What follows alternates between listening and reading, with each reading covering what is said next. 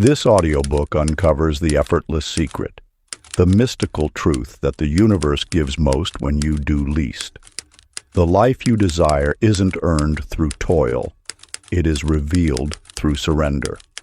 Let this journey guide you back to the effortless way. The Effortless Secret. Introduction. In the depths of your being lies a truth so simple yet so transformative that its power has been veiled by centuries of human striving. This ancient wisdom, passed down through generations of mystics and sages, speaks of a fundamental law. The art of receiving requires no effort at all. You have been conditioned to believe that achievement demands struggle, that manifestation requires force. Yet, this very belief has created the very resistance that blocks your natural state of abundance. The universe, in its infinite wisdom, operates not through push and pull, but through allowance and acceptance. Think of a flower reaching toward the sun. It does not strain or struggle. It simply turns its face to the light, allowing nature's grace to flow through its being. This is the way of the effortless secret, a path that has always existed, waiting patiently for your return. The power you seek does not need to be created or earned.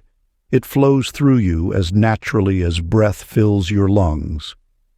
When you release the grip of trying, pushing, and proving, you step into alignment with the universal flow that has always been your birthright. This wisdom has been whispered through the ages. What you desire already exists within the fabric of your reality. Your role is not to force it into being, but to allow it to emerge naturally, like water flowing downhill or clouds drifting across the sky. The greatest masters understood this truth. Effort creates resistance, while allowance creates flow. In releasing the need to control, you activate a power far greater than any force you could muster, through willpower alone. This journey ahead will guide you back to this forgotten truth.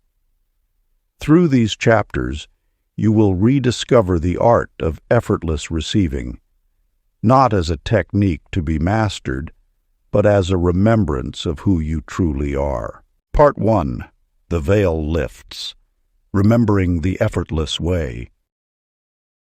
Chapter 1. The Illusion of Struggle. In a village among ancient hills lived a young woman named Mabel.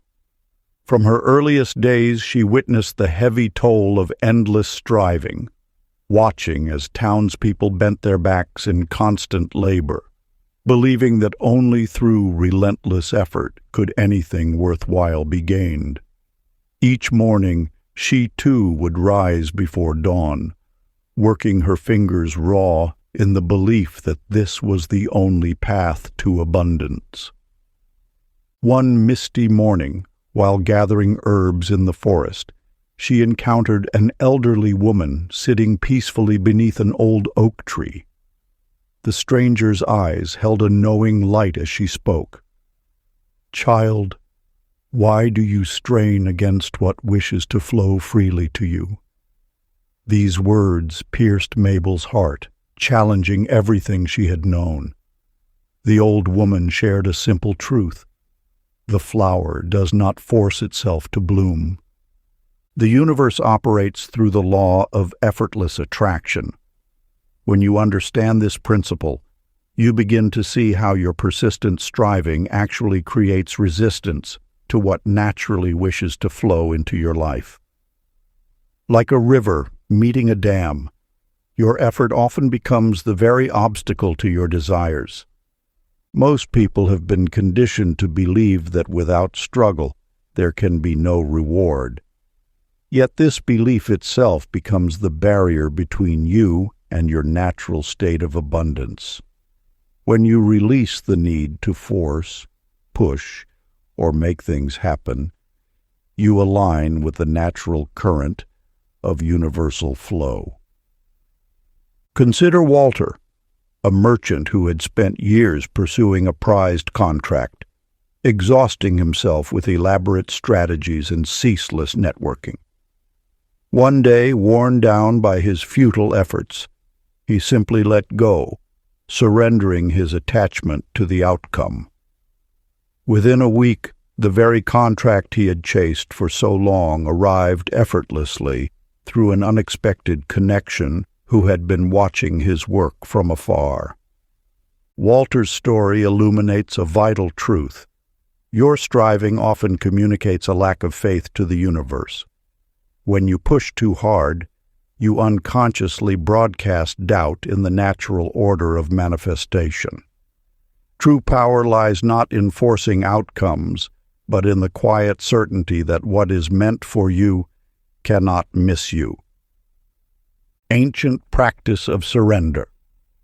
Find a quiet moment as the sun sets. Light a candle and open your journal. Allow these words to flow from your heart onto the page. Where am I trying too hard to force what is already on its way to me?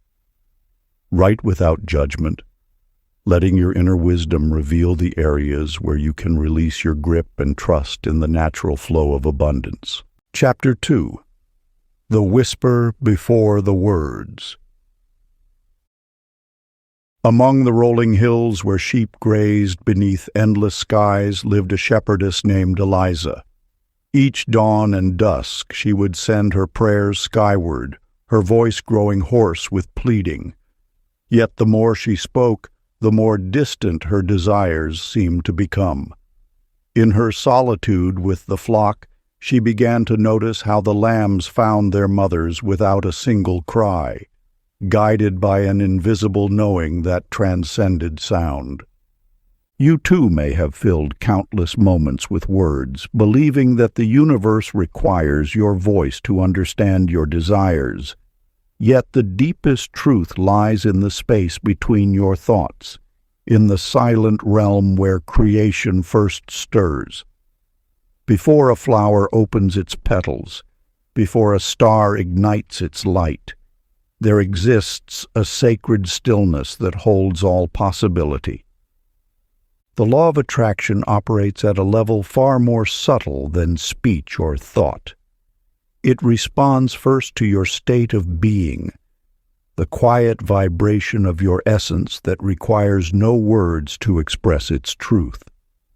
When you cease the endless mental chatter of wanting and needing, you enter the fertile void where manifestation begins. In the quiet spaces between your breaths lies a power greater than any spoken prayer. Here, in the depths of silence, your desires already exist in their completed form. Your role is not to tell the universe what you want, but to attune yourself to the frequency of what already is. Harold, a wise man in a distant land, spent years seeking wisdom through sacred texts and endless contemplation. One day, exhausted by his mental pursuits, he sat beneath an ancient oak tree and simply became still. In that moment of perfect silence, all the wisdom he had sought rushed into his awareness like a gentle stream. He realized that his greatest insights had always come not from his seeking, but from his surrendering into silence. This truth beckons to you now. The universe does not need your words to understand your heart's desires. In silence, you become a pure channel for divine creation. When you release the need to fill every moment with thought or speech, you enter the sacred space where manifestation is born. Ancient practice of silent becoming. Find a quiet space as the day's light softens. Sit comfortably and close your eyes. For 5 minutes, allow yourself to sink into complete silence. Do not pray. Do not ask. Do not even think about what you desire. Instead, Feel the essence of your fulfilled desire as if it already exists in this moment of perfect stillness. Let your entire being resonate with the quiet knowing that what you seek is already yours in the depths of silence. Chapter 3. The Law Before the Law. In a forgotten corner of her grandmother's library, Eleanor discovered an ancient leather-bound tome, its chapters yellowed by time. As she carefully turned each delicate sheet, a single page caught her eye, its edges frayed but its message clear. The Law of Allowing. In that moment, a truth that had been hidden for generations revealed itself to her waiting heart. You stand now at the threshold of understanding that same eternal wisdom. While countless souls have sought to master the law of attraction, they have overlooked its essential companion, the law of allowing. This sacred principle reveals that the universe operates not through force, but through surrender. The law of allowing teaches that your desires are not prizes to be wrestled from an unwilling cosmos, but gifts already set aside for your receiving. When you release the grip of control, you enter into divine partnership with the universe. This is not the surrender of defeat, but the relaxation into infinite possibility. Think of a river. It does not struggle to reach the ocean. It simply flows, following the natural path laid before it. Similarly, your desires seek you as much as you seek them. The universe conspires in your favor, orchestrating circumstances far beyond what your limited perspective can envision. George, a prominent banker in a bustling city, lived by spreadsheets and careful calculations. Each morning, he would meticulously plan his day, attempting to control every variable. Yet despite his precise efforts, success seemed to elude him. One evening, exhausted from his endless strategizing, he finally released his iron grip on life's outcomes. To his amazement, opportunities began flowing to him effortlessly, better than anything he could have orchestrated himself. This truth now whispers to you. The universe's intelligence far exceeds your careful plans. When you surrender your need to control every detail, you allow this higher wisdom to work through you. This is not passive resignation, but active participation in the cosmic dance of creation. Allowing means trusting that what is meant for you cannot miss you. It means understanding that your role is not to force the river's flow, but to align with its current.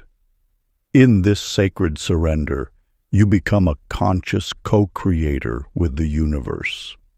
The ancient practice of divine allowing. Throughout your day, whenever you feel tension or the urge to control, pause and softly speak these words of power.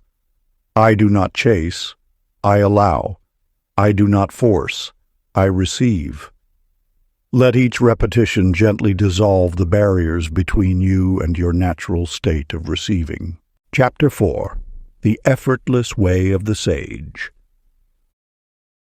Along the dusty roads that wind through ancient mountains, Clara trudged with weary feet, her shoulders bent beneath the weight of endless striving.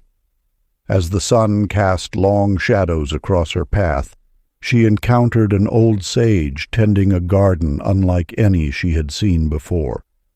The sage moved with unhurried grace, scattering seeds across the earth with gentle hands. Yet Clara noticed something peculiar. He carried no water, no tools, made no effort to tend the soil. Still, all around him, plants flourished in impossible abundance. You too may discover, as Clara did, that the deepest mysteries of creation lie not in ceaseless activity, but in sacred trust. The ancient mystics understood a truth that modern minds have forgotten. Nature does not strain, force, or hustle. It simply unfolds according to divine law. Consider how a flower emerges from its seed. It does not push against the earth in anxious haste. It does not worry whether it will become what it was meant to be. In perfect trust, it allows the sun and rain to nourish its growth, surrendering to the wisdom that created it. The sages of old did not exhaust themselves with endless doing. They aligned with the cosmic order, understanding that true power flows not from effort, but from harmony with universal law. Their strength lay not in forcing outcomes, but in their unwavering faith in the invisible principles that govern all creation. In a small workshop in a quiet village, Eugene the clockmaker learned this truth through his craft. For years, he had forced stubborn gears into place, his hands rough from wrestling with resistant metal. His timepieces never kept proper time, despite his relentless efforts. One day, watching how light danced upon brass wheels, he understood. With gentle fingers, he began to calibrate rather than force, to listen rather than demand. Soon his clocks moved in perfect rhythm, as if time itself had yielded to his touch. The very mechanism that once defied his strength now obeyed his understanding. Like Eugene's clocks, your life responds not to force, but to alignment. The universe asks not for your strain and struggle, but for your trust and allowance. When you cease pushing against the natural order, you discover the effortless power of working with it. The ancient flame practice. In a quiet space, light a single candle. For 1 minute, observe how its flame rises without effort, dancing in perfect accordance with natural law. As you watch, speak these words of power. Like flame, I do not push, I rise. Let the truth of effortless being sink deep into your consciousness, teaching you the way of sacred non-doing. Chapter 5. Desire is magnetic when you let go. In a small village among rolling hills, Margaret tended her garden with desperate hands. Each morning she would hover over her seedlings, checking and rechecking the soil, adjusting and readjusting the plants. Her desire for blooms consumed her thoughts. Yet despite her constant attention, or perhaps because of it, her garden remained barren. You see, within Margaret's story lies a universal truth that has echoed through the ages. What you grasp too tightly slips through your fingers like water. The ancient wisdom teaches that desire, when clutched with desperation, transforms into resistance. It is the law of paradox that governs all creation. The more you cling, the more life withdraws. When you release your grip on what you seek, you create space for it to flow toward you. This is not mere philosophy. It is the physics of manifestation.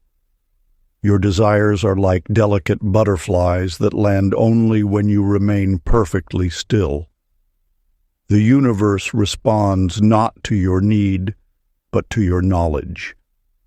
Think of the difference between a closed fist and an open palm. One can only hold what it already has, while the other remains ready to receive. This is the vibrational distinction between needing and knowing. Need speaks the language of absence, while knowing resonates with the frequency of fulfillment. In the marketplace of a distant city lived Raymond, a merchant whose wisdom surpassed his wealth. One day, with only a single gold coin to his name, he encountered a hungry child. Without hesitation, he gave away his last possession. Those who witnessed this act thought him foolish, but Raymond smiled, for he understood the deeper law at work. Within days, his generosity returned tenfold through unexpected channels. Business opportunities appeared, forgotten debts were repaid, and abundance flowed freely into his life. Raymond's power lay not in what he held, but in his willingness to release.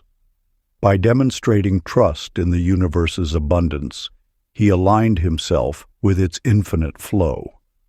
Your grip on desire is like Margaret's desperate gardening. It speaks of doubt rather than faith. When you clutch at your dreams, you unknowingly broadcast a frequency of lack to the universe.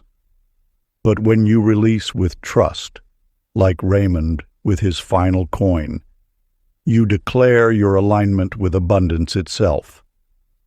The ancient practice of sacred release. Take a moment now in stillness. Upon a clean sheet of paper, write down your deepest desire, the one that makes your heart quicken when you think of it.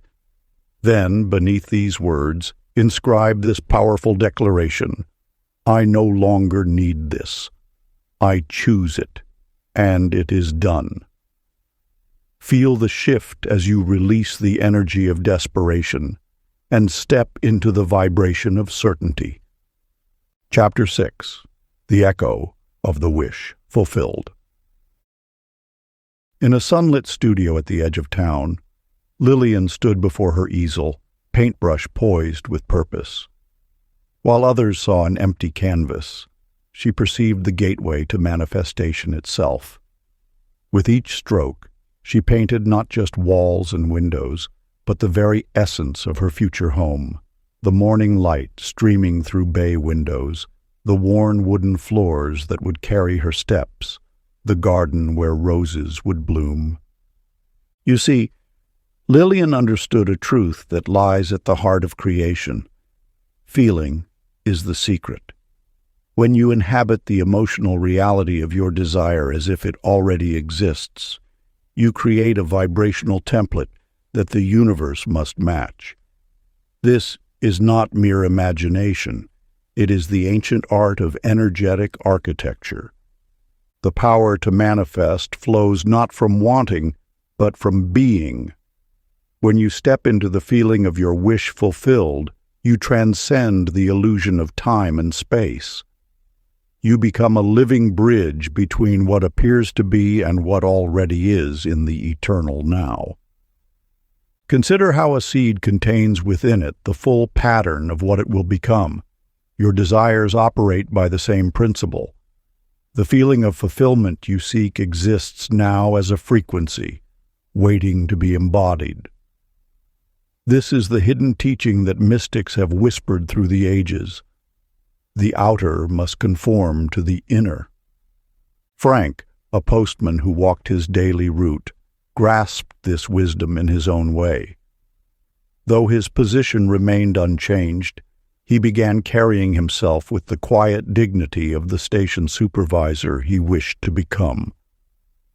He adjusted not his uniform, but his energy, walking taller, speaking with gentle authority, making decisions from this elevated state of consciousness. Within months, the universe orchestrated what appeared to be a miracle to others but was simply law to Frank. The supervisor position opened unexpectedly, and those around him noted how he had seemed prepared for this role all along. What they didn't realize was that Frank had been living from the end, allowing his physical reality to catch up to his energetic truth. This principle operates with mathematical precision. When you constantly hold the feeling tone of your desire, not as a future hope, but as a present reality, you create a resonance that must manifest in form. This is not pretending. This is not fantasy. This is the deliberate use of universal law, the sacred practice of living from the end. Find a quiet space where you will not be disturbed. Close your eyes and allow your breath to be gentle. Now, Step fully into the reality where your desire is already fulfilled. Feel the textures, hear the sounds, notice the details of this completed manifestation. Let every cell of your being vibrate with the truth of its presence. After 5 minutes, open your eyes and release it completely, knowing it is already done in the invisible realm, simply waiting to emerge in the visible. Chapter 7. Unseen Hands at Work. In a small room lit by candlelight, Edith's fingers moved steadily across torn fabric, weaving together what was broken. Night after night, she worked and prayed, her heart heavy with a desire that seemed to echo into silence. Each morning, she would rise before the sun, kneel by her window, and whisper her deepest wishes to the dawn. Yet no answer appeared to greet her faithful devotion. You must understand that the moment a desire takes root in your heart, countless invisible threads begin to weave the tapestry of its manifestation. Like Edith's careful stitches in the dark, the universe works in patterns too intricate for mortal eyes to perceive. Your role is not to question the method, but to maintain unwavering trust in the process. When you plant a seed of desire in the fertile soil of consciousness, an entire universe of activity begins beneath the surface. Forces beyond your comprehension start arranging circumstances, aligning paths, and orchestrating meetings that will bring your desire into form. Yet doubt acts as a shadow that blocks this divine orchestration. Trust, on the other hand, accelerates the process by allowing these unseen forces to work unimpeded. Howard, a wise gardener, understood this principle deeply. He planted a magnificent oak tree, knowing well that its full glory might not unfold within his lifetime. Each day he tended to the sapling not with anxiety about its growth, but with serene certainty in the natural law that governed it. The tree flourished beyond all expectation, its branches reaching toward heaven as if pulled by Howard's unwavering faith. The seen realm operates at a slower frequency than the unseen. What appears as delay is often divine timing, allowing all elements to align perfectly. Just as a master weaver works from the back of the tapestry, where the pattern appears chaotic, the universe weaves the threads of your desire in ways your human perspective cannot yet comprehend. The unseen realm responds instantly to your faith. It is only in the physical dimension that time appears to stretch between desire and manifestation. This gap is not a void. It is filled with infinite activity, orchestrating the perfect unfolding of your desire. Sacred practice. Stand in a quiet space. Close your eyes and speak these words with the authority of one who knows. Even though I cannot see it, it is already on its way. Feel the truth of these words resonating through every cell of your being. Let them dissolve any doubt that clouds your vision of what is already in motion. Chapter 8. Receiving is the real work. In a bustling marketplace, Agnes stood behind her stall, her hands weathered from years of giving. Each morning, she would share her fresh-baked bread with anyone who appeared hungry. Yet when others offered assistance with her heavy baskets, she would turn away with a practiced smile. "I manage," she would say, her shoulders bent beneath burdens she refused to share. You have been taught that strength lies in giving, in doing, in carrying your own weight. Yet this ancient wisdom reveals a deeper truth. The universe seeks balance in all things. When you refuse to receive, you create resistance to the very abundance you wish to manifest. The art of receiving is not passive. It is a sacred dance with the universe. Like breathing, manifestation requires both the outward flow of desire and the inward acceptance of its fulfillment. Most souls have mastered the art of asking, of working, of giving. Yet they remain poor receivers, unknowingly blocking the very blessings they seek to attract. One day, a mysterious traveler approached Agnes's stall. As she reached to offer him bread, he gently caught her hand. "Your giving is beautiful," he said, "but by refusing to receive, you deny others the blessing of giving to you." His words struck her heart like a bell, awakening her to a truth long forgotten. Bernard, a merchant known for his stubborn self-reliance, learned this lesson through a different path. For years he declined every offer of assistance, every gift, every gesture of kindness, until illness forced him to accept help from his neighbors. As he finally opened himself to receive, something miraculous occurred. His life filled with unexpected blessings, as if the universe had waited for this permission to shower him with abundance. You see, receiving is not taking, it is completing the circle of creation. When you deflect help, refuse compliments, or insist on struggle, you interrupt the natural flow of universal abundance. The universe cannot give to a closed hand. Sacred practice. Throughout this day, become aware of your reflexive responses. Notice how often you say no, thank you to assistance, deflect praise, or choose the harder path when ease is offered. Each time you catch yourself refusing to receive, pause. Take a breath. Allow yourself to accept with grace.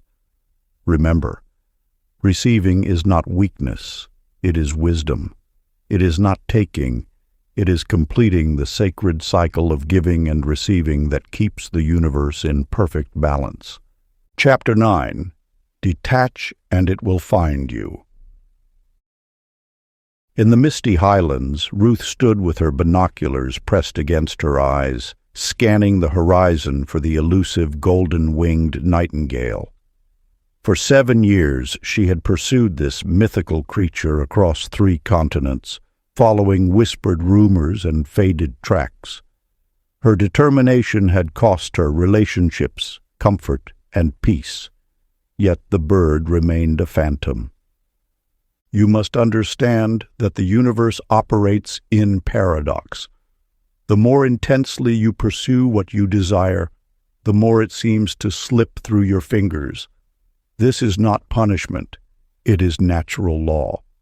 When your grip becomes too tight, you create resistance in the very fabric of creation.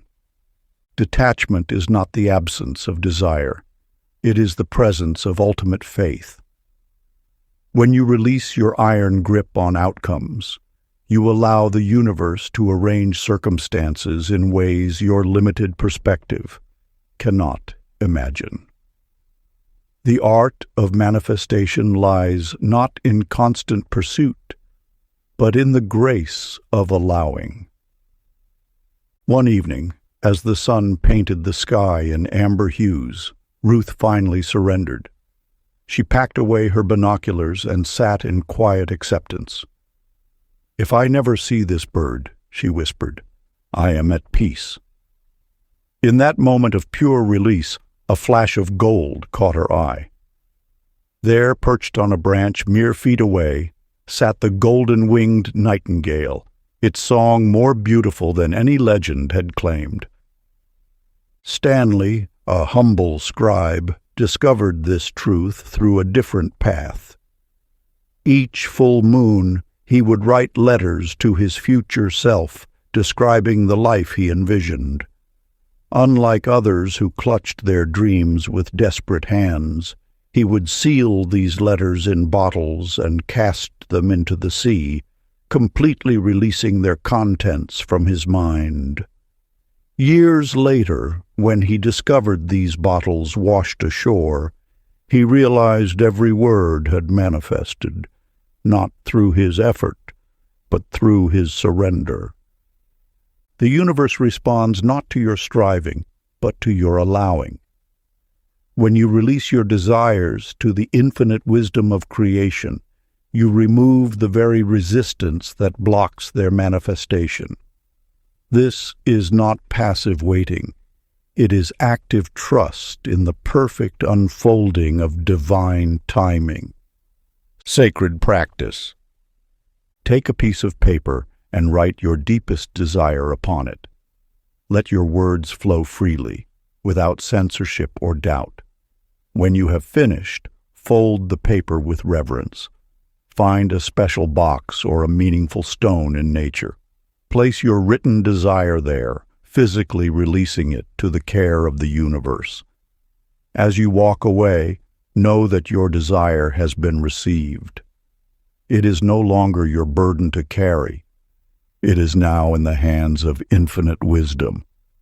Trust in the perfect unfolding of divine timing. Chapter 10. Surrender is supreme. In a small village among ancient hills, Florence attended births by candlelight, her gentle hands guiding new souls into the world. Night after night, she witnessed a truth that would transform your understanding of manifestation. No amount of willing or wishing could hasten a child's arrival. The moment of birth arrives precisely when it was meant to, not a breath sooner or later. You have been taught that creation requires force, that manifestation demands constant attention. Yet the wisest among us know differently. Just as Florence learned to trust the perfect timing of each birth, you too must trust in the divine timing of your desire's manifestation.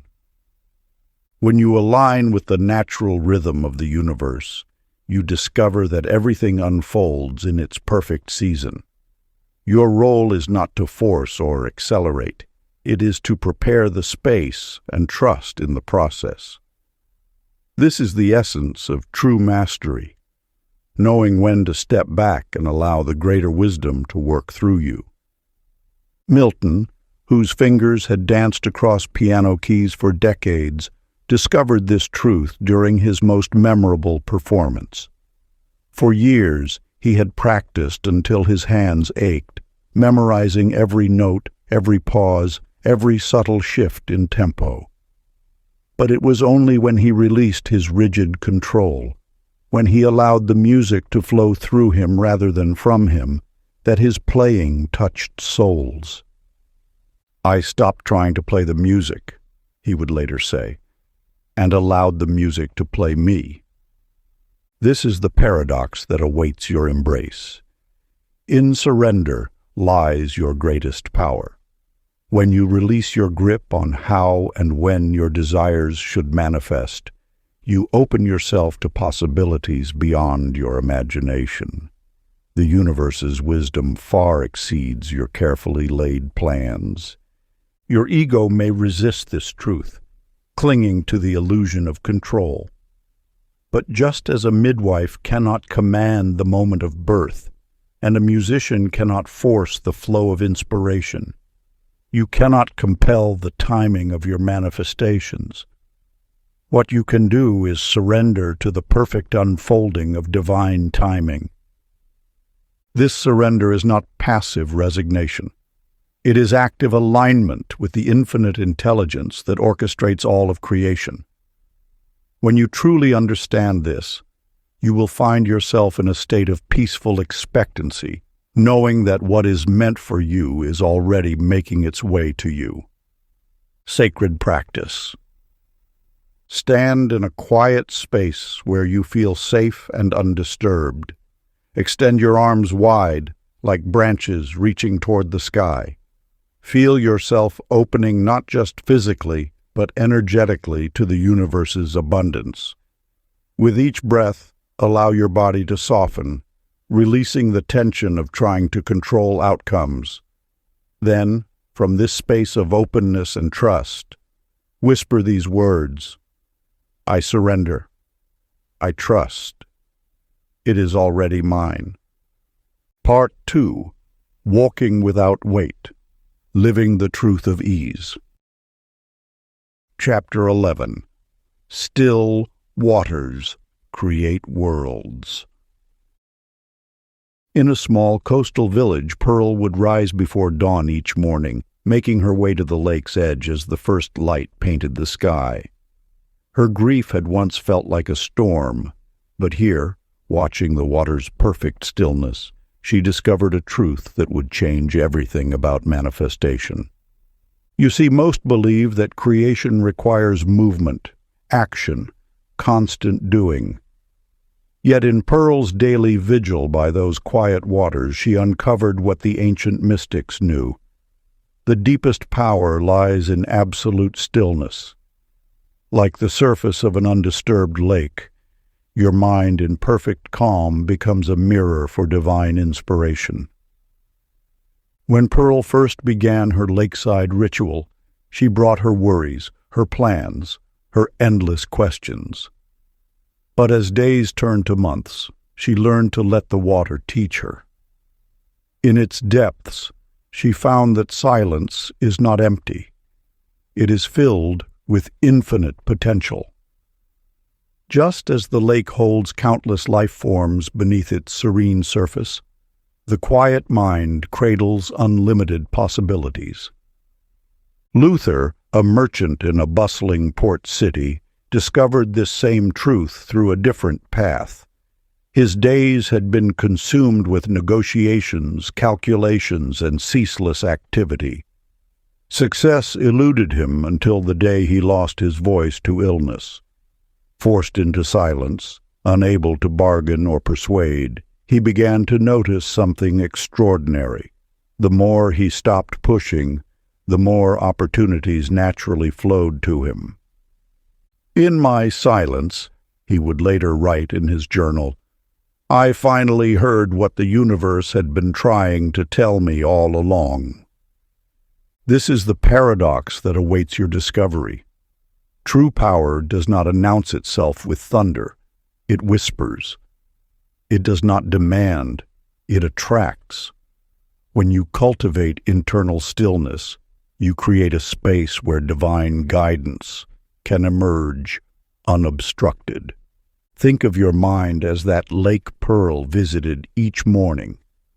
When its surface is disturbed by the winds of worry or the waves of wanting, you cannot see clearly what lies beneath. But in perfect stillness, every star in the sky is reflected with pristine clarity. This is how divine wisdom appears, not in the chaos of constant doing, but in the power of peaceful being. Sacred practice. Find a place where still water meets sky, a lake, a pond, or even a bowl of water in your home. Sit in silence for 10 minutes, allowing your mind to become as still as the water before you. Let thoughts pass like clouds reflected on the surface, neither grasping nor resisting them. In your journal, record the subtle impressions, insights, or guidance that arise from this sacred stillness. What you receive in these quiet moments often carries more power than years of active seeking. Chapter 12. Your Inner Temple. In a small village known for its morning mists and fragrant breads, Dorothy rose each day before the sun.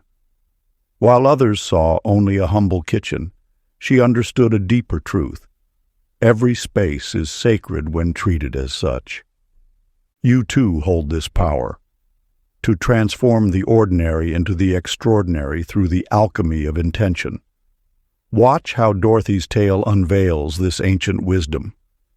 Each morning, she would clean her wooden counters with reverence, arrange her spices like precious gems, and place fresh flowers by the window. "This kitchen," she would whisper, "is preparing for the divine." Though no royalty ever crossed her threshold, something remarkable began to unfold. Her bread rose higher, her customers multiplied, and an inexplicable grace touched everything she created. The outer world, you see, is merely a reflection of your inner temple. When you treat your surroundings, and more importantly, your thoughts, as sacred, the universe responds in kind. James, a former soldier, discovered this same truth through different means. After years of battlefield chaos, he found himself unable to create the peace he desperately sought. Until one day, he began treating each thought as an honored guest in the temple of his mind. He would greet anxiety with the same respect as joy, fear with the same reverence as courage. "Welcome," he would say to each thought, arranging them like precious offerings on an altar. Gradually, the battlefield of his mind transformed into a sanctuary of peace, and as his inner world shifted, his outer reality began to mirror this new harmony. This is the secret that mystics have guarded through ages. Manifestation begins in the sacred space within. Your mind is not merely a collection of thoughts. It is a holy temple where creation takes form. Just as Dorothy transformed her kitchen through sacred attention, you can sanctify your inner space through conscious reverence. When you approach your thoughts, emotions, and beliefs as divine instruments, they become powerful tools of manifestation. The chaos of unfocused thinking gives way to the precise architecture of intentional creation. Your inner temple, properly tended, becomes a beacon that draws your desires into form. Remember, the universe does not respond to what you want. It responds to what you are. When you maintain your inner space with the same care Dorothy gave her kitchen, or the same respect James showed his thoughts, you create a frequency that naturally attracts abundance. Sacred practice. Choose a space, physical or mental, and declare it your inner temple of creation. If it's a physical space, cleanse and arrange it with mindful reverence. If it's a mental space, begin by clearing away mental clutter through gentle awareness. Place something meaningful, a crystal, a flower, or simply your focused attention, in this space. Then speak these words with quiet authority. This is my inner temple of creation.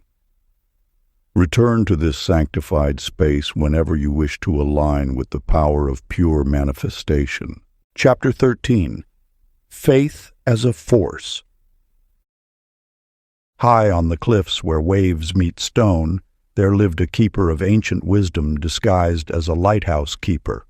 Her name was Opal, and her story illuminates one of the most powerful forces in the universe: unshakable faith. Night after night, Opal climbed the winding stairs to tend the great lamp. While others whispered that she wasted her time waiting for a long-lost ship, she knew a truth beyond their understanding.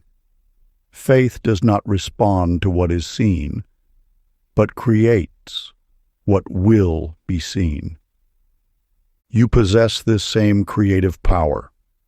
When you stand firm in your knowledge, despite all evidence to the contrary, you tap into the force that shapes reality itself. Faith is not hope draped in uncertainty. It is the absolute knowing that precedes physical manifestation. For 3 years, Opal polished the brass, trimmed the wick, and kept her vigil. She spoke to the ship as if it sailed just beyond the horizon. In her heart, there was no question of its return, and one moonless night, through the thick fog, a horn sounded. The lost ship, guided by her unwavering light, found its way home. This truth extends beyond lighthouses and lost vessels. Consider Clarence, who worked the driest fields in the valley. While other farmers watched their crops wither under cloudless skies, Clarence would walk his parched earth at dawn, blessing each furrow as if rain had already fallen. "The harvest is abundant," he would declare to empty fields. Others called him mad, but Clarence understood that faith creates before the eyes can see.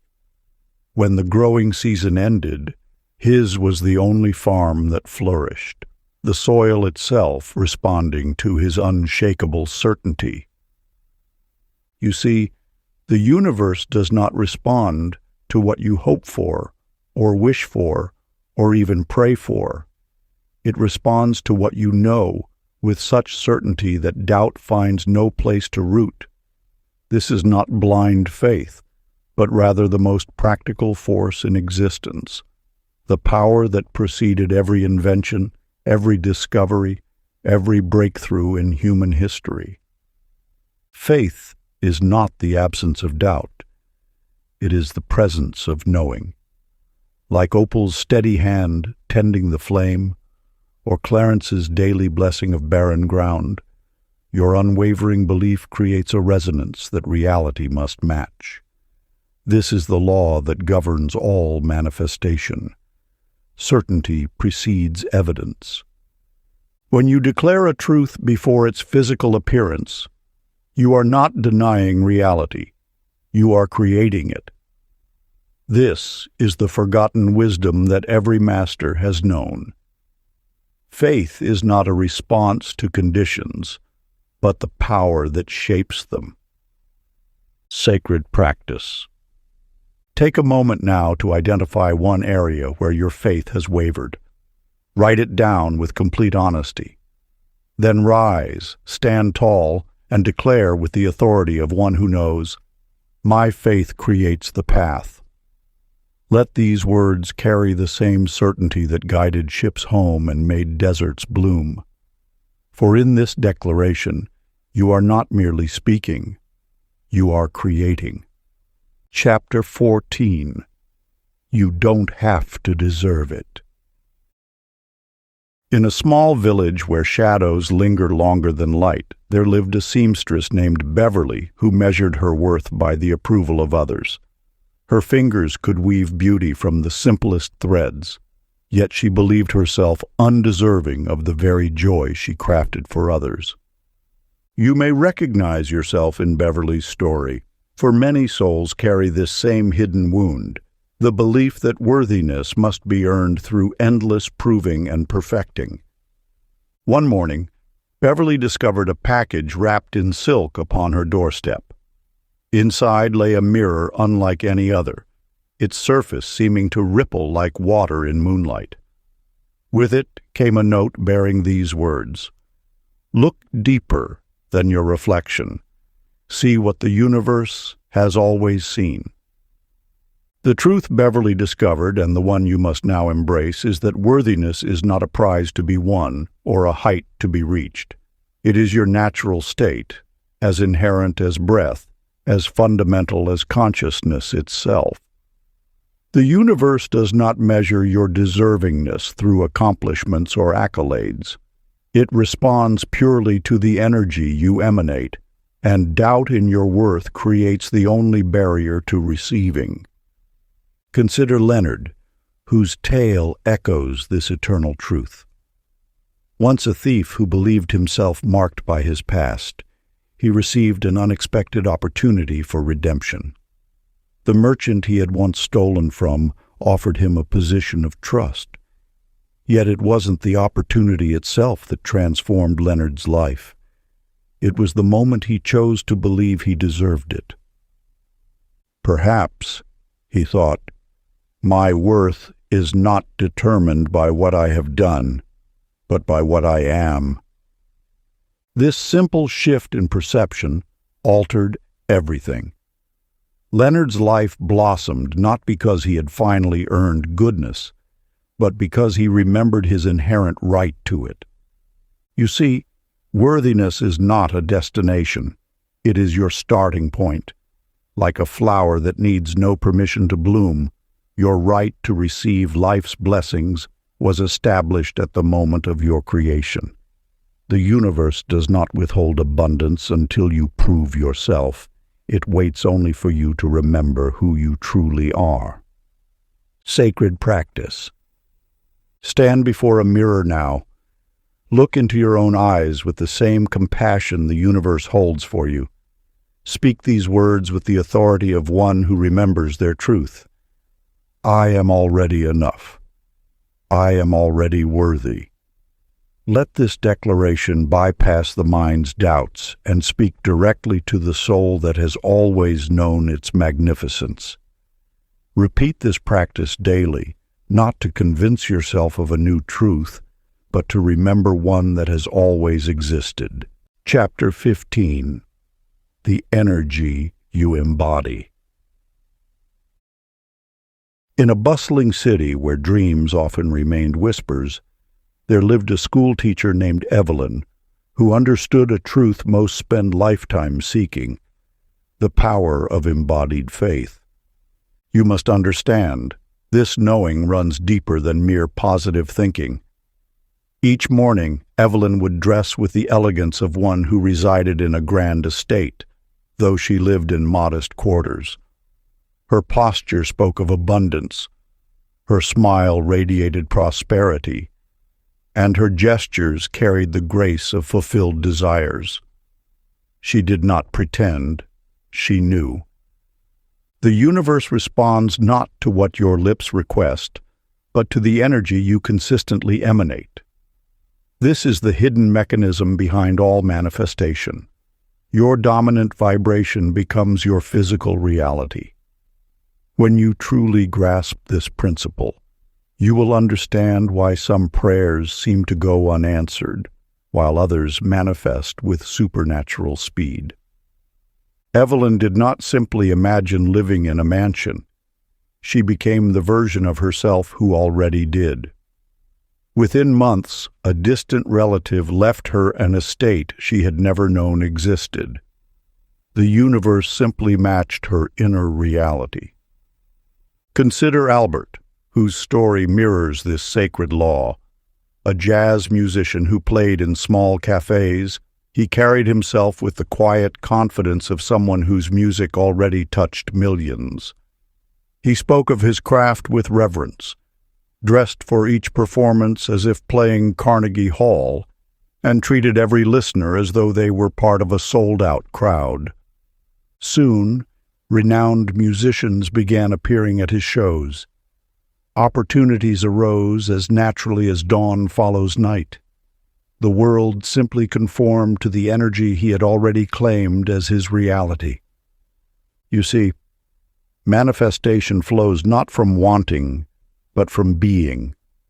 The universe does not respond to your requests. It responds to your resonance. When you embody the energy of your desire fulfilled, you activate forces beyond mortal understanding. Sacred practice. For the next 24 hours, step fully into the energy of your desire fulfilled. Move through your day as though what you seek is already yours. Let your words carry the authority of accomplishment. Let your actions reflect the grace of abundance. Let your heart beat with the rhythm of completion. This is not pretense. It is energetic alignment with what already exists in the quantum field. Dress as that version of yourself would dress. Speak as they would speak. Feel as they would feel.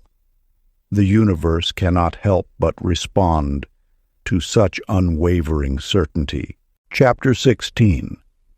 The space between asking and receiving. In a village where patience was as rare as gold, there lived a woman named Ida, who discovered the sacred art of divine timing. Each morning she would write her heart's desires on delicate paper, seal them with care, and place them in an old brass mailbox at the edge of town.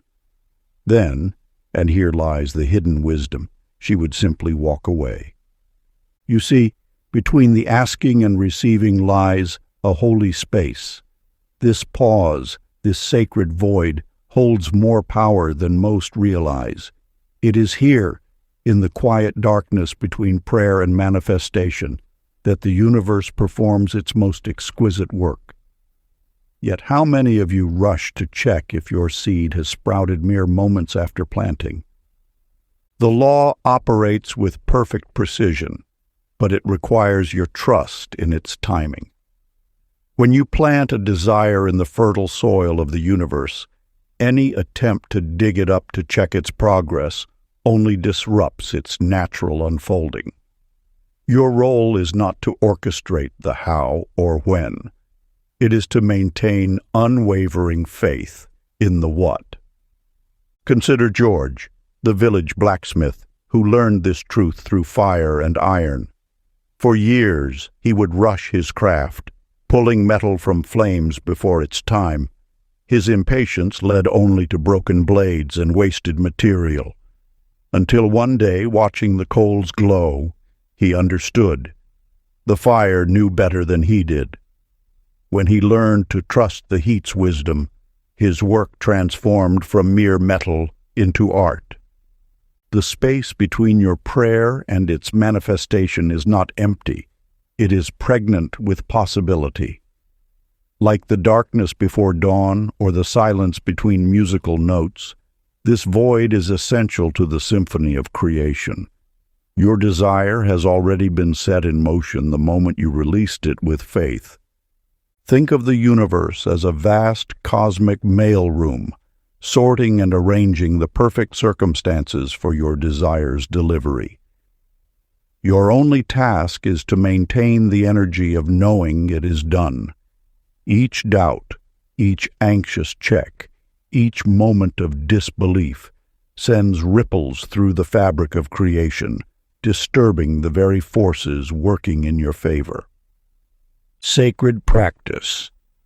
Light a candle and sit before its flame for 3 minutes.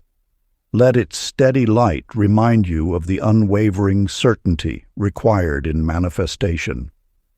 As you watch the flame dance, repeat with quiet authority, "It is done. I trust the space between." Feel the truth of these words in every cell of your being. This is not a plea to the universe. It is a declaration of your alignment with its perfect timing. Chapter 17. The inner world is the only world. In a quiet studio bathed in morning light, there lived a portrait artist named Minnie, whose brushstrokes held more power than she knew. Each day she painted others with exquisite detail, capturing their essence on canvas.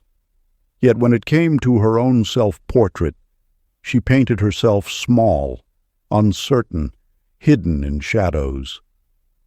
The truth that transforms lies not in the world you see, but in the self you paint within. Your reality is not a fixed landscape, but a mirror reflecting back your deepest beliefs about who you are. When Minnie finally understood this, she began painting herself anew, head held high, surrounded by light, eyes filled with purpose. As her brush revealed this new vision of herself, something mysterious stirred in the fabric of her world. You see, the universe responds not to your wishes or words, but to your self-concept, the living portrait you carry within. This internal image acts as a template that reality must follow, for such is the law of consciousness. Change your inner portrait, and the outer world has no choice but to reshape itself accordingly. Consider Ernest, who spent his days arranging books in the town library. For years, he lived small, believing himself meant for little else. But in quiet moments between shelving, he began to visualize a new story of himself. In his mind's eye, he saw himself as wise, respected, sharing knowledge that transformed lives. He held this new self-image with such clarity that it began to seep into his very being.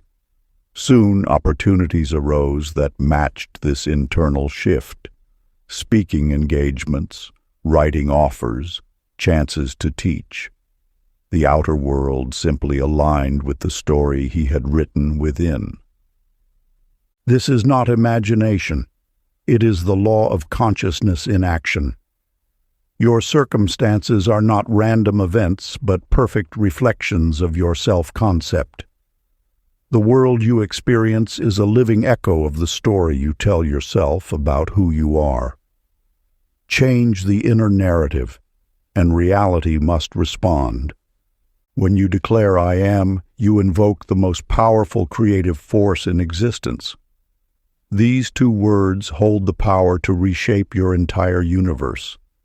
Yet many speak them carelessly, unconsciously reinforcing old patterns and limited beliefs. The key lies in consciously crafting a new self-image and holding it with unwavering faith until it manifests in form. Sacred practice.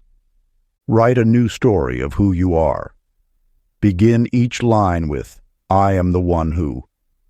Speak these words aloud each morning, feeling their truth in your very bones. This is not affirmation, it is declaration. You are not convincing yourself of something new. You are awakening to what has always been true. Let your voice carry the authority of one who knows their own power to reshape reality through the art of self-definition. Chapter 18. Signs, Synchronicities, and Silent Affirmations. In a small village where flowers spoke their own language, there lived a florist named Gertrude who arranged bouquets with quiet devotion. One night she dreamed of a perfect yellow rose, its petals unfurled like rays of sunlight, its fragrance carrying whispers of possibility. Upon waking, she noticed yellow roses appearing in unexpected places, painted on a passing delivery truck, blooming in a neighbor's garden, featured on a magazine cover at the local shop. You must understand that the universe speaks in patterns, in gentle echoes that ripple through your daily experience. These synchronicities are not mere coincidence.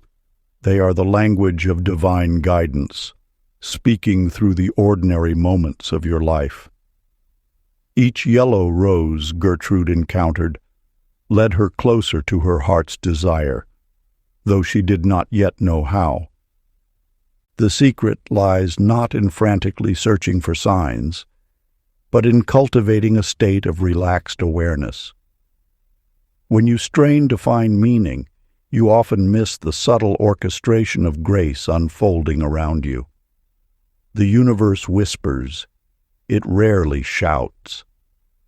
Consider Warren, a merchant who spent years seeking answers through books, teachers, and distant travels. His breakthrough came only when he ceased his desperate quest. Walking home one evening, having finally surrendered his search, he found himself surrounded by precisely the guidance he needed, in overheard conversations, in the pattern of leaves on his path, in the timing of a chance encounter. These signs and synchronicities flow most freely when you release the grip of seeking. They appear not to those who demand them, but to those who remain open and receptive. The universe's guidance system operates through subtle nudges, gentle coincidences, and quiet confirmations that speak directly to your soul's knowing. Your role is not to force these signs into existence or interpret every moment as meaningful. Rather, it is to cultivate a state of peaceful alertness, aware enough to notice the breadcrumbs of guidance, but relaxed enough to allow them to appear in their own time and way. Sacred practice. Ask for a sign today, then release the need to find it. Let go completely of how or when it might appear. As you move through your day, maintain a gentle awareness without searching. Notice what naturally draws your attention. The sign may come in any form: a recurring number, a meaningful song, a perfectly timed encounter. Trust that the universe's response will be clear enough for you to recognize, yet subtle enough to require your presence. Chapter 19. The Sacred Act of Waiting Without Wanting. In a village where time flowed like honey, there lived a woman named Hattie, wife of the local piano tuner. Each morning she would open her windows to let birdsong fill the empty rooms of her home. While others might have felt the weight of waiting for a family, Hattie moved through her days with a quiet grace, tending her garden and helping neighborhood children tune their simple melodies. You must understand that there exists a profound difference between wanting and waiting. When you want, you create resistance, an energetic declaration of absence that pushes away the very thing you seek. But when you wait in peace, carrying your desire like a sleeping seed in fertile soil, you align with the natural order of manifestation. The universe responds not to the intensity of your yearning, but to the quality of your faith. Hattie understood this ancient wisdom. She lived fully in each moment, neither denying her desire for children nor allowing it to consume her thoughts. She simply knew, with unwavering certainty, that life would unfold as it should, and so it did. Gradually, her home filled with the laughter of adopted children, foster children, and eventually, her own. Consider Ned, a humble gardener who planted his seeds with care but held no attachment to their sprouting. He simply scattered them across his field and turned his attention elsewhere, knowing that nature's timing superseded his own. When harvest came, abundant and unexpected, he realized that his forgetting had been a form of faith. This is the sacred paradox of manifestation. What you chase often eludes you, while what you peacefully await tends to arrive with perfect timing. Your role is not to force the universe's hand or to bargain with time. It is to maintain that delicate balance between intention and surrender, between knowing and letting go. True waiting is not passive. It is a dynamic state of being where trust and patience intertwine. It is the art of holding space for your desire while remaining fully present in the now, understanding that this moment contains its own completeness. Sacred practice. Find a jar that speaks to your spirit, perhaps one that catches light or holds special meaning. Write your heart's desire on a slip of paper, fold it with intention, and place it in what shall become your trust jar. As you do this, acknowledge that you are not merely containing a wish. You are creating a sacred vessel for transformation. Release your desire into this space of divine timing, knowing that the universe's schedule is perfect. Let the jar serve as a physical reminder that your role is not to orchestrate the how or when, but to maintain peaceful certainty in the what. Wait without want. Trust without timeline. Chapter 20. Move without forcing. In a village where artisans practiced their crafts, Viola kept a small workshop filled with fabrics of every hue and texture. Unlike other dressmakers who worked by schedule and demand, she waited for a mysterious signal, an inner whisper that guided her hands to certain clothes at certain times. You must understand that there exists a sacred rhythm to creation, a divine timing that, when honored, transforms ordinary work into extraordinary magic. This truth reveals itself through those rare souls who have learned to listen beyond the urgency of worldly demands.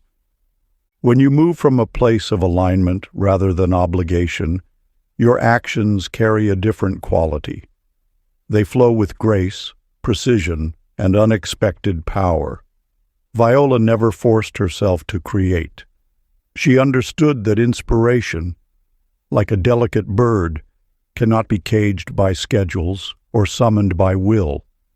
Instead, she cultivated an inner stillness that allowed her to recognize the perfect moment for creation. Her dresses became known throughout the land, not merely for their beauty, but for their inexplicable ability to transform those who wore them.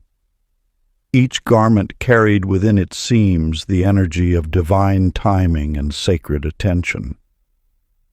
Consider Clyde, whose understanding of natural rhythms made him the most successful farmhand in the valley. While others planted according to calendars and conventional wisdom, he developed an intimate relationship with the wind. He would stand in the fields at dawn, eyes closed, feeling the subtle shifts in the air. Only when the winds whispered their readiness would he scatter his seeds. This is the difference between forced action and inspired movement. When you push against the natural flow, you exhaust yourself swimming upstream. But when you align with the universe's timing, even the most challenging tasks unfold with surprising ease. Your role is not to make things happen through sheer force of will. It is to develop such sensitivity to divine timing that you recognize the perfect moment for action. This requires a special kind of patience, not the passive waiting of the resigned, but the alert readiness of the wise. Sacred practice. Throughout your day, pause and ask yourself, what feels light, aligned, and effortless right now? Notice which actions call to you with a gentle urgency, free from the heavy weight of should or must. Follow only these aligned impulses. Trust that when action flows from this space of inner knowing, it carries more power than 1,000 forced efforts. This is not laziness. It is sacred efficiency, the art of moving in harmony with universal forces rather than against them. Part 3. The Embodied Light. Becoming the Master Creator. Chapter 21. Live as though it's done. In a small apartment above a bustling street, Loretta laid out her finest tablecloth each evening. With gentle precision, she placed 2 plates, 2 glasses, and 2 sets of silverware. The empty chair across from hers wasn't vacant. It held a certainty, a knowing so deep it transformed the very air around it. You see, the power of living in the end state is not about pretending or wishful thinking. It is about aligning your entire being with the truth that already exists in the unseen realm. When you set your table for what you know is coming, you're not hoping. You're declaring. The universe responds not to what you want, but to what you are. Every night, Loretta wasn't playing make-believe. She was vibrating at the frequency of completion. Her certainty was so absolute that doubt found no space to exist. This is the art of assumption. Not a mental exercise, but a full embodiment of the state you claim as yours. Consider Wallace, who lost his beloved wife after 40 years of marriage.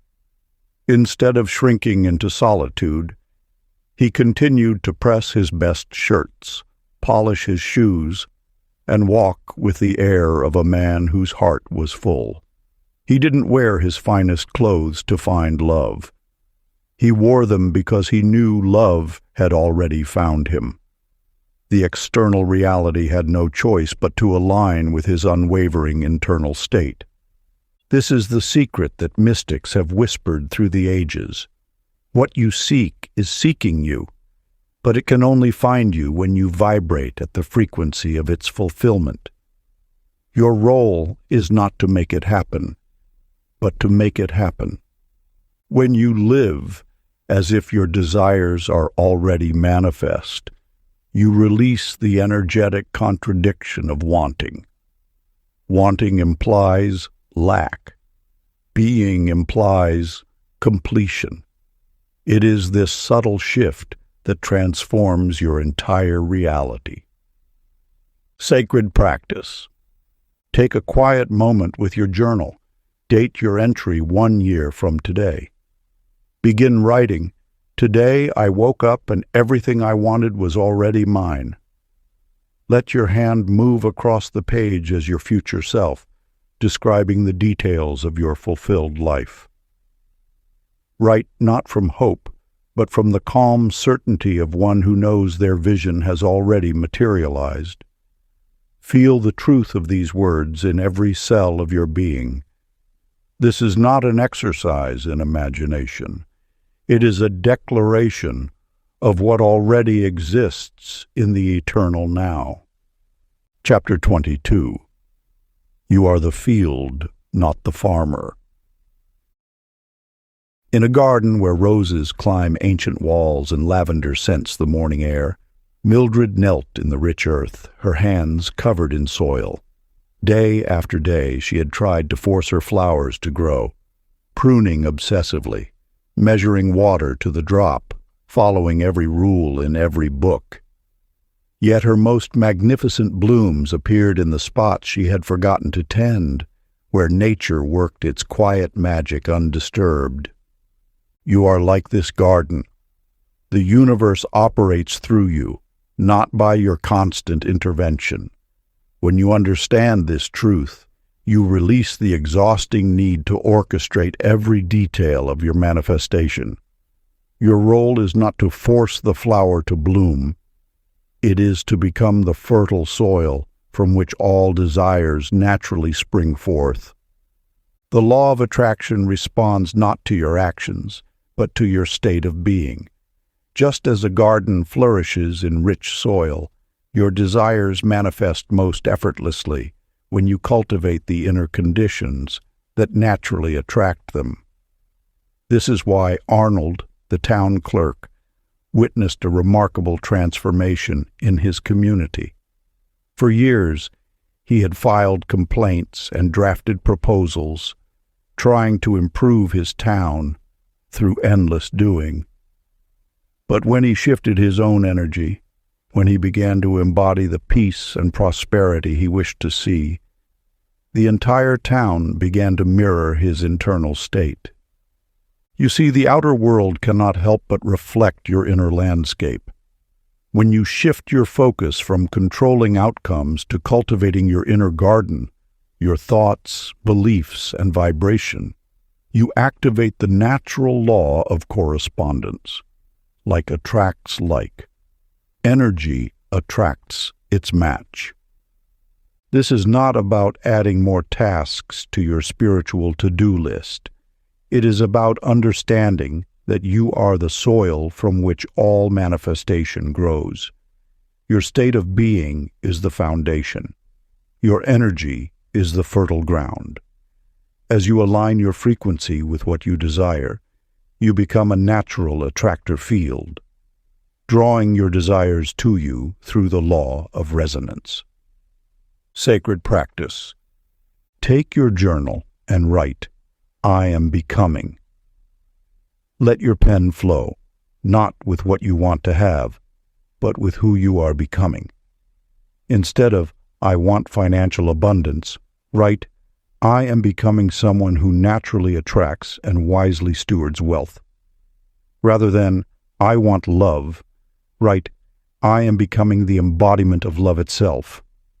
Then, for the remainder of today, live as this person. Move as they move. Speak as they speak. Feel as they feel. This is not pretense. It is energetic alignment with your highest truth. Chapter 23. It's already in motion. In a small room lit by morning sun, Ethel's needle danced through silk and lace, creating patterns that seemed to flow from some divine inspiration.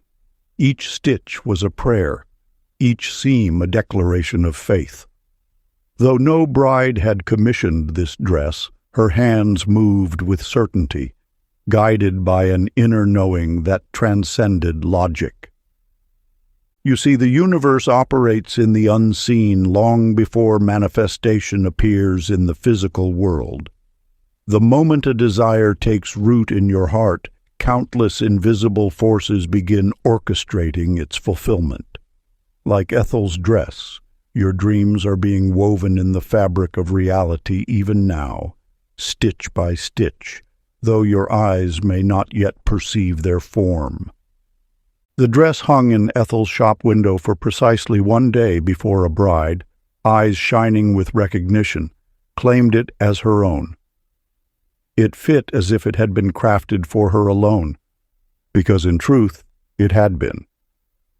Not through measurement or design, but through the seamless operation of universal law.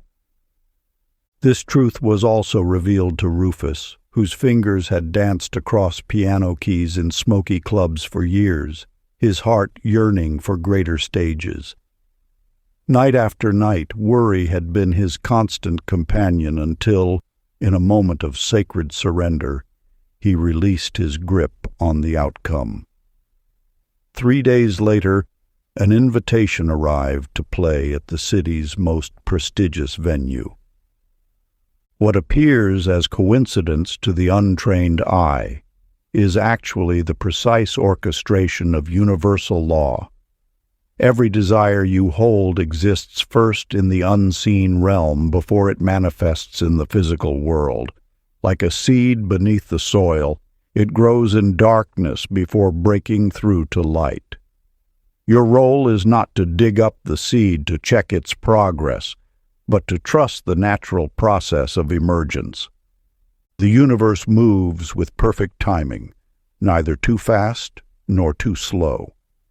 When you release your attachment to when and how your desires will manifest, you allow the invisible forces to work unimpeded.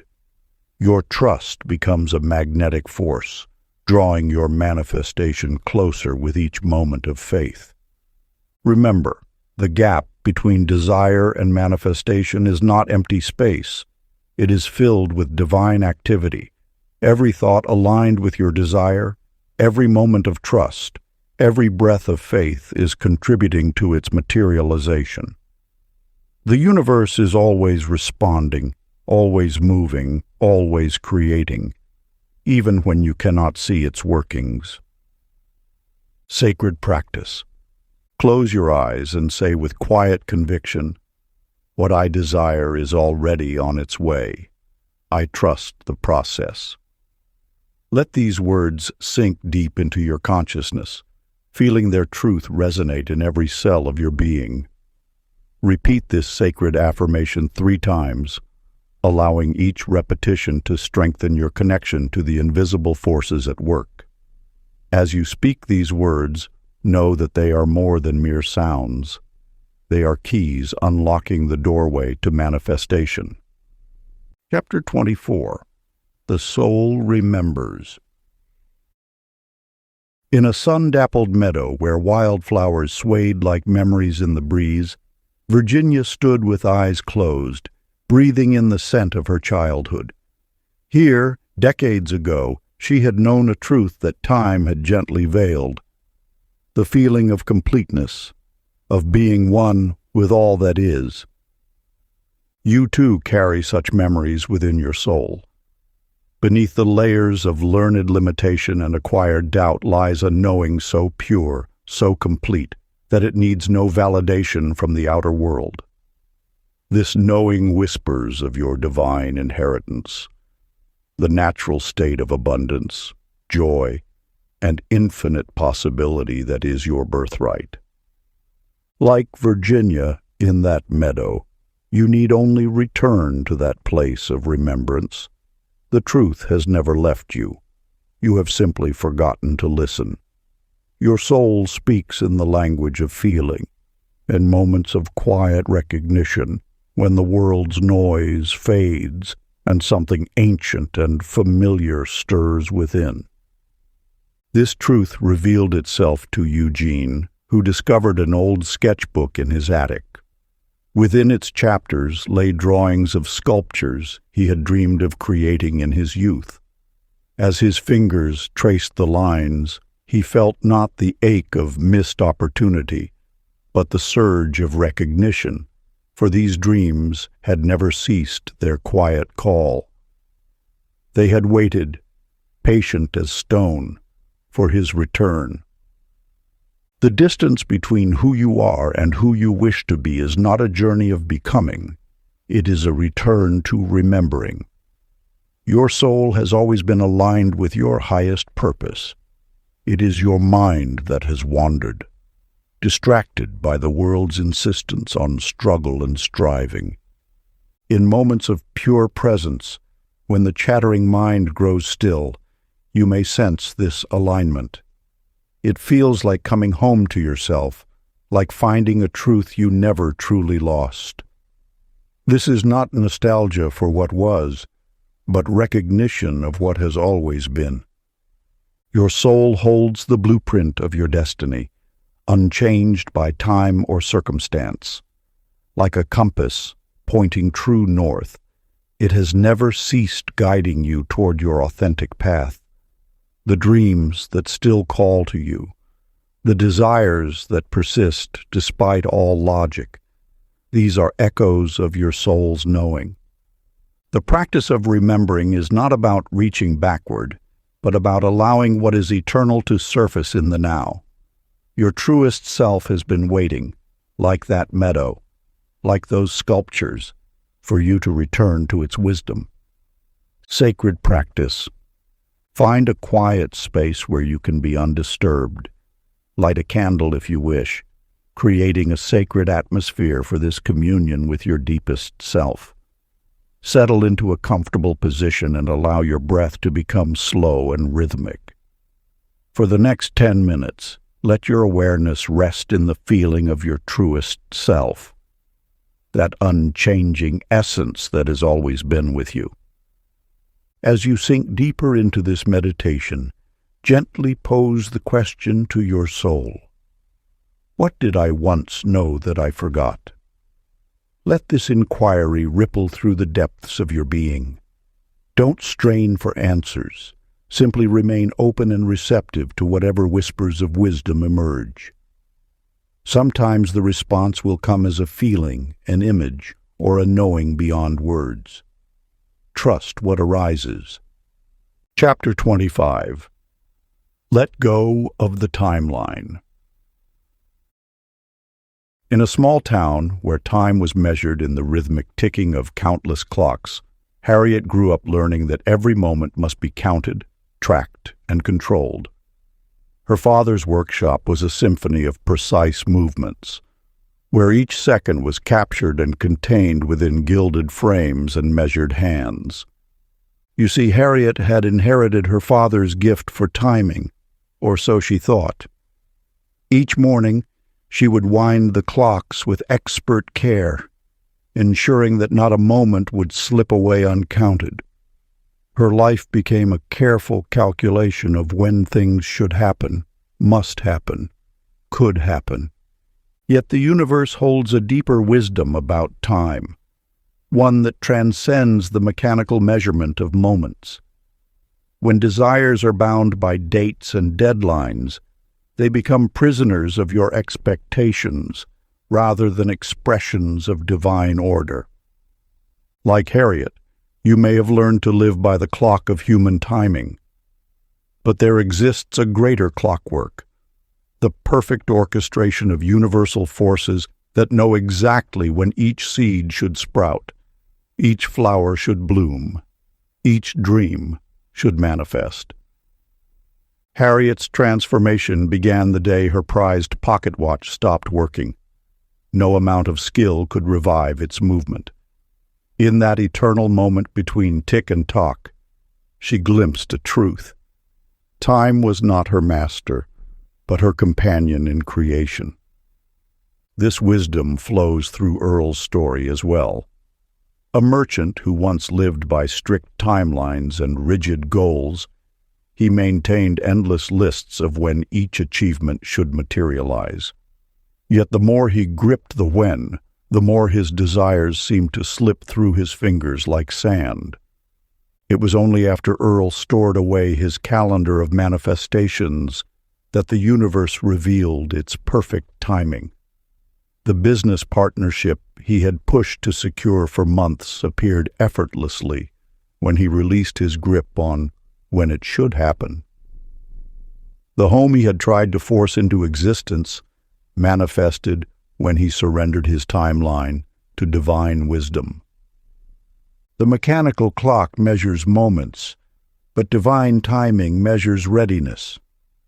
Your role is not to determine when, it is to hold unwavering faith in the what. The universe's timing is always perfect, always precise, always in harmony with the highest good of all involved.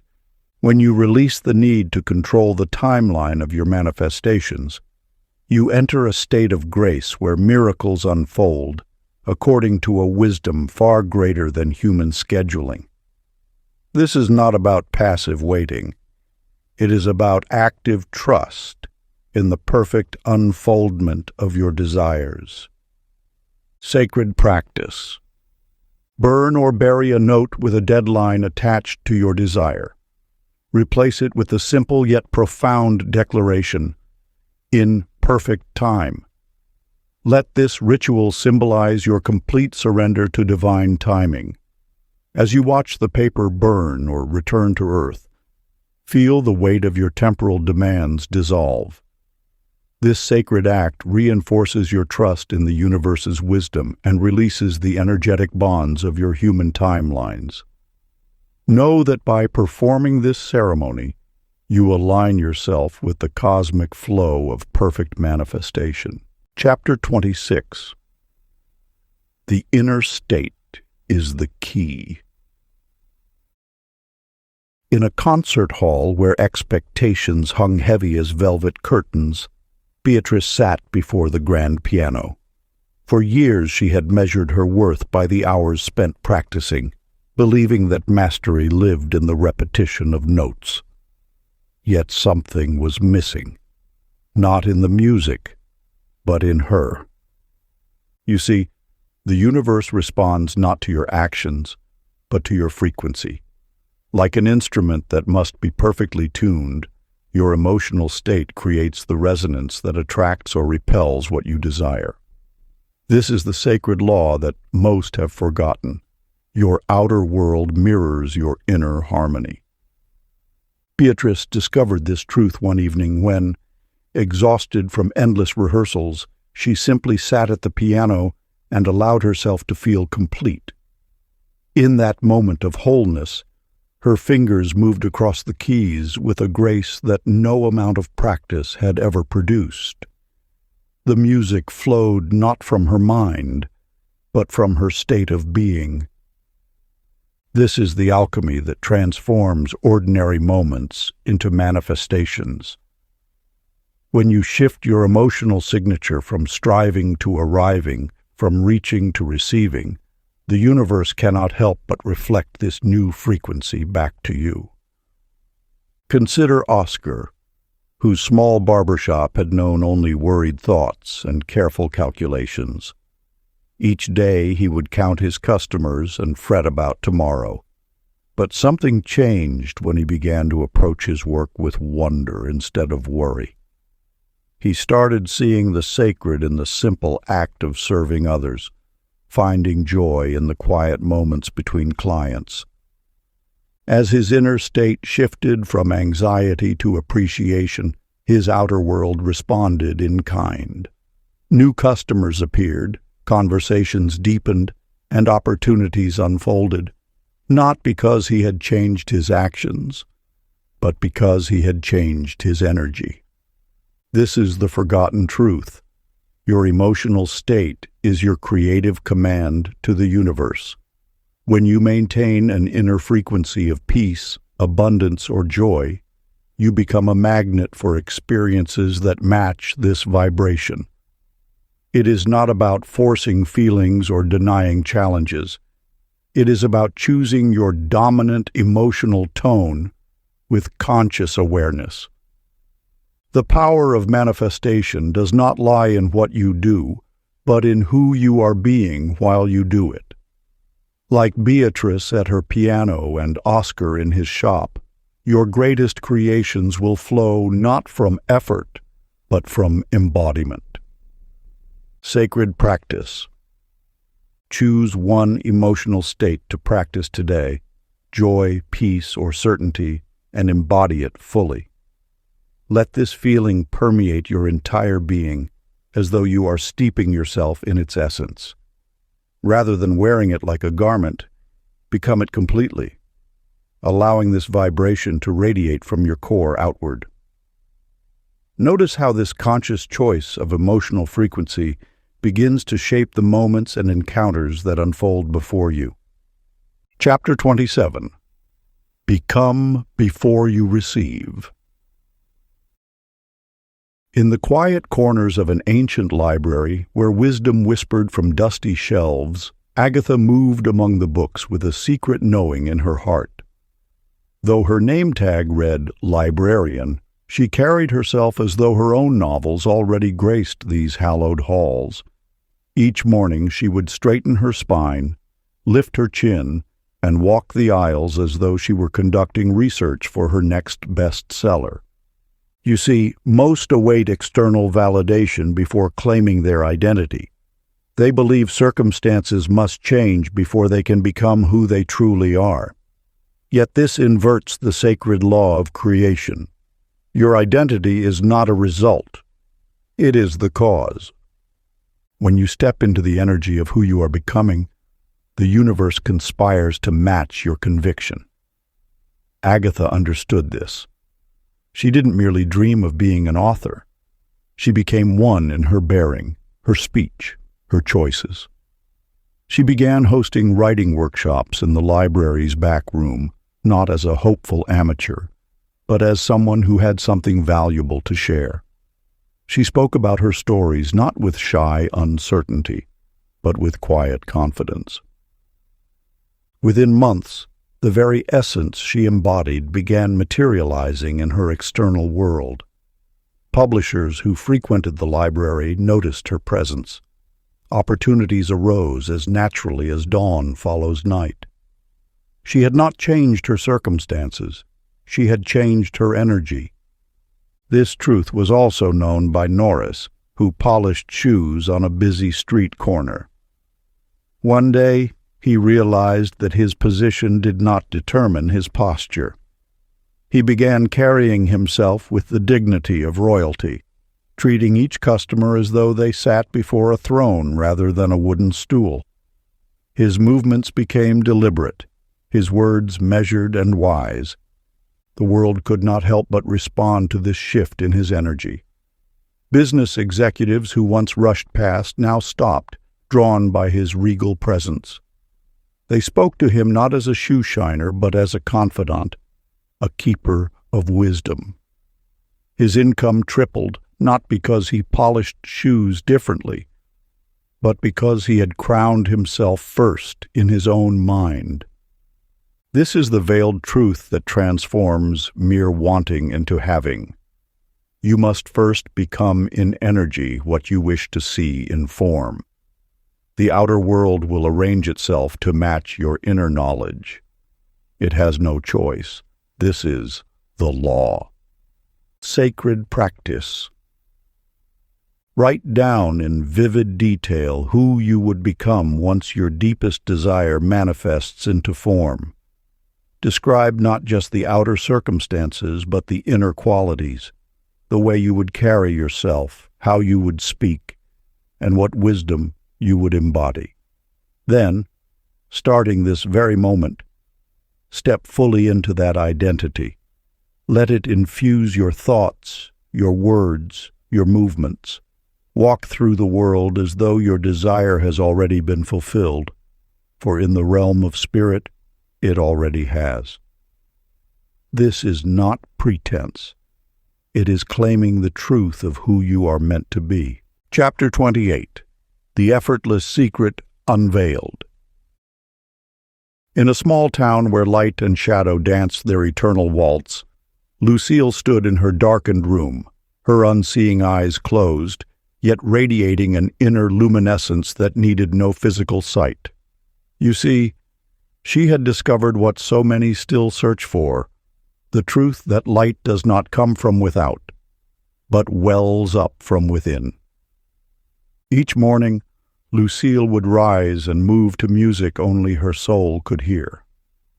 Not with hope of seeing again, but because she had already found what she truly sought, the feeling of being whole, complete, alive.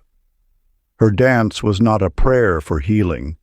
It was healing itself, manifested through movement. This reveals the deepest mystery of manifestation. What you seek is not separate from you. It never was. The light you chase has always lived in your cells, waiting to be remembered. When you cease the endless reaching and rest in the knowing that you are already what you desire to become, the universe has no choice but to mirror this truth back to you. Horace discovered this same principle through a different door. For years he had pushed and pulled at life, trying to force his desires into being. He attended every seminar, recited every affirmation, followed every technique. Yet his dreams remained distant stars, always just beyond reach. Then one ordinary Tuesday, sitting in his garden, something shifted. He stopped trying, not in defeat, but in profound recognition. In that moment of surrender, he realized he had been like a fish swimming desperately in search of water, unaware it was already surrounding him, sustaining him, being him. That very afternoon, the phone calls began. The opportunities he had chased for so long started appearing, one after another, as naturally as leaves falling from autumn trees. Nothing in his external world had changed, except everything had changed, because he had finally aligned with what was already true. This is the secret that has been hidden in plain sight throughout the ages. Manifestation is not about becoming something you are not. It is about aligning with what you already are. The universe does not need to be convinced to give you what you want. It is already giving you what you are being. When you release the struggle, when you cease the endless effort to prove yourself worthy, when you simply allow yourself to be what you have always been, that is when magic unfolds. Not because you finally earned it, but because you finally allowed what was always yours. Sacred practice. Whisper to yourself, I already have it. It is done. It is mine. Feel it. Then go about your day in peace. Chapter 29. No more chasing, only choosing. In the heart of a bustling market square, Matilda stood quietly amidst the chaos, her presence a stark contrast to the frenetic energy around her. You might have passed her by, not knowing you were witnessing a profound transformation in motion. For in that moment, she was not seeking, not yearning, not reaching. She was choosing. This is the forgotten power that sleeps within you, the ability to choose, not to wish, not to want, not to hope, but to choose. When Matilda shifted from seeking to choosing, she altered the very fabric of her reality. She did not say, I want ease. She declared, I choose ease. She did not pray for love. She selected it as naturally as breathing. She did not chase wealth. She claimed it as her birthright. The universe responds not to your preferences, but to your frequencies. When you merely prefer something, you vibrate at the frequency of wanting. But when you choose something, you vibrate at the frequency of having. This is the subtle yet profound difference that changes everything. Consider Elmer, who had scattered his energy across countless job applications, each one a desperate plea to be chosen. His mailbox overflowed with rejections until the day he stopped applying and started choosing. He sat in his quiet room and made a sovereign decision. This position is mine. He didn't send out another application. He didn't need to. The next morning, the phone rang with the very opportunity he had chosen in his heart. This is not coincidence. It is law. When you choose, you activate a power greater than any force of effort or strategy. You align with the frequency of what you desire, and in doing so, you become a magnet for its physical manifestation. The difference between seeking and choosing is the difference between chasing a mirage and drinking from a well. One depletes you, the other nourishes you. One keeps you running, the other plants you firmly in your power.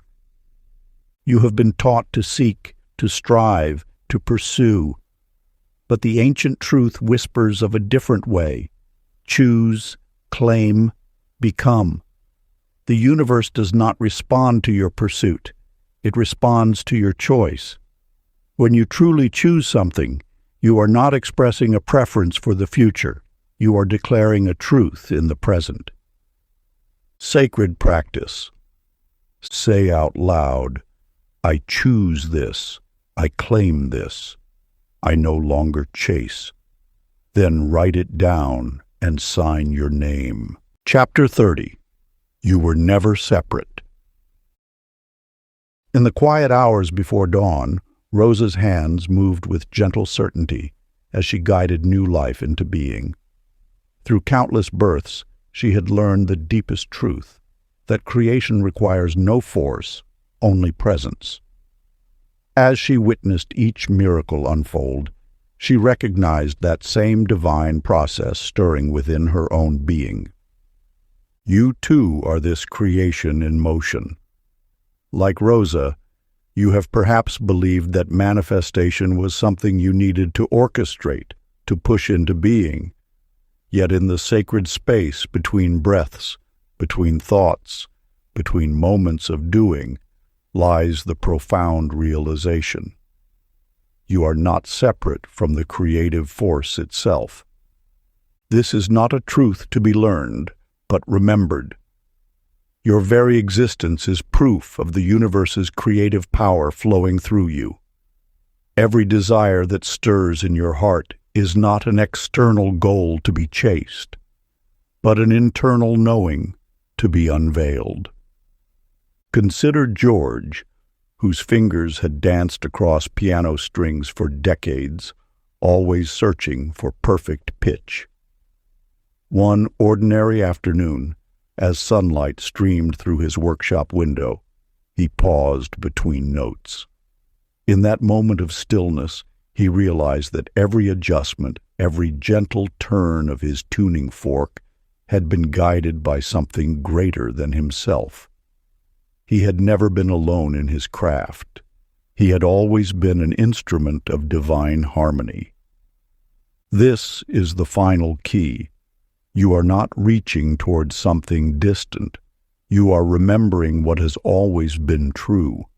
The power you seek does not live in some far-off realm. It pulses in your very cells. Your desires are not external treasures to be hunted, but internal jewels waiting to be acknowledged. When you truly understand this, manifestation becomes as natural as breathing. You no longer strive to attract or create. You simply allow what is already yours to express itself through you. Like a midwife who knows birth requires no instruction, only assistance, you begin to trust the divine process that has always been at work within you. This is not the end of your journey, but a return to your beginning. You are not learning to manifest. You are remembering that you are manifesting itself. Every breath you take is evidence of this truth. Every heartbeat confirms it. You are not separate from Source. You never were. Sacred practice. Place your hand on your heart and say, I am one with all that is. I am already whole. I am already home. Conclusion. Through these sacred chapters, an ancient truth has stirred within you, not as new knowledge, but as a remembrance. Like a song your soul has always known, it resonates in perfect harmony with who you truly are. You were never meant to chase manifestation. You are manifesting itself. Every breath you take is creation in motion. Every heartbeat pulses with the same force that births stars. You are not separate from the universal power. You are its expression. The seeking ends here, not because you have found something, but because you have remembered who you are. Let this wisdom settle into your bones. You do not need to learn how to attract or manifest. These abilities are as natural to you as gravity is to Earth. You are the field from which all possibilities grow. You are the flame that transforms energy into form. You are the frequency that calls your desires home. The ancient mystics did not discover this truth. They remembered it. Now you too have recalled what your soul never forgot, that you are not merely a creator, but creation itself. The power you sought was never outside you. It flows through your veins, speaks through your voice, moves through your being. From this moment forward, release the need to become. You already are. Let go of the struggle to manifest. Simply be who you are, pure creative force in human form. Your desires are not distant dreams to be chased, but expressions of your divine nature waiting to be acknowledged. You are the secret you have been seeking. You are the magic you wished to master. You are the power you longed to access. Walk forward now in this knowing, not as one who must learn to create, but as one who finally remembers they have been creating all along. Your journey doesn't end here. Click on this next audiobook that I promise will completely transform your perspective.